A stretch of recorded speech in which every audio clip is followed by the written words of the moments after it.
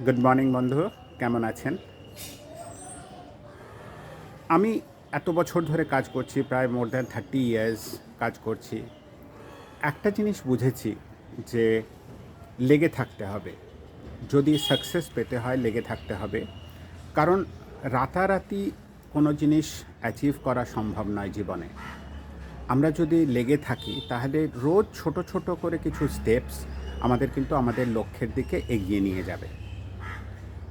এই লেগে থাকা একটা স্ট্র্যাটেজি বলা যেতে পারে, বা একটা আমি বলবো যে এটা হচ্ছে স্টাইল, যেভাবে আপনি এগোচ্ছেন।